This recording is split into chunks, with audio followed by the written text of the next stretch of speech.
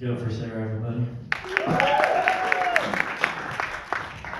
So I was at the dentist on April 27th at 3:30 p.m. Yeah. And then the next day I got a text from him saying, "Thank you for coming to the dentist. We hope you had a good time. Please let us know if you experience any COVID symptoms in the next 14 days." So I think reading between those lines, I'm pretty sure they're trying to say sorry, but we're pretty sure somebody put their COVID-ridden hands in your mouth. I think a dentist would be the hardest person to convince to date you, you know. I think after they see the inside of your mouth, they're not going to want to put their tongue or their genitals anywhere near that. Especially my dentist. I didn't go to the dentist for like 10, 15 years. So I went back like recently, like this year, and I had 37 cavities. Not great, yeah. More cavities than I have teeth. So,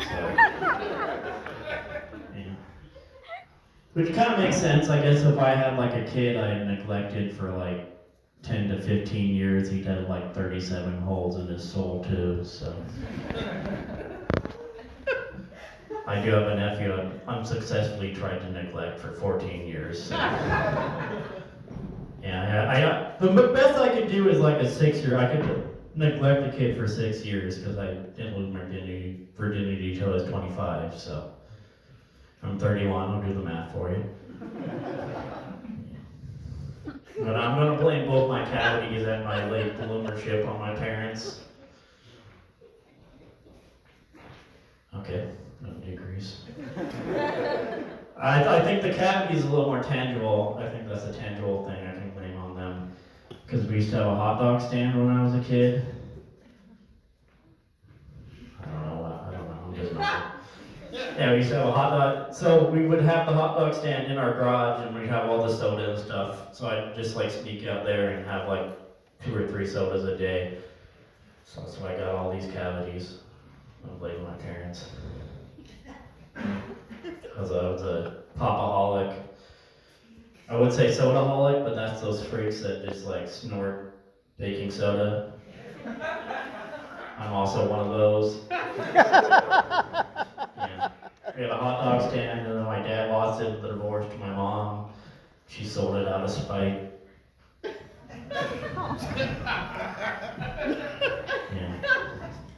But now my parents have been divorced for like 10 years or so, and now like as an adult, I'm kind of looking back on their divorce, like in kind of makes sense to me now. Just like looking at the different personality traits I inherited from my parents and how they kind of like clash in my own personality, or they weren't very compatible. Like for instance, my dad's pretty good with money, my mom not so much. Like I'll probably actually inherit something when my dad dies. When my mom dies, I'll probably just inherit her place in a pyramid scheme. Yeah. So like in my personality, like I'll make sure all my bills are paid. But I also bought a $100 inflatable tub so I can take a bath and masturbate in the living room. Also for a failed TV web series nobody watched. Don't worry about that. See what else. My mom's like a little too optimistic. And my dad's a realist, which is just diet pessimism.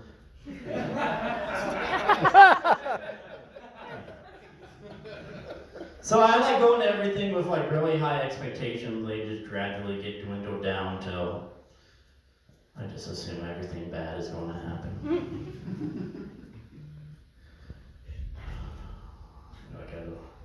But yeah, my dad's like kind of outgoing and gregarious. His name is Greg, so that makes sense.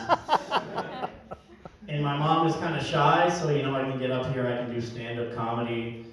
I can't manage to not have an awkward conversation with anybody that tries to come up and compliment me after a show. I guess you could try if you want after this set. I wouldn't. I'm Tim Mowers. Thanks, everybody.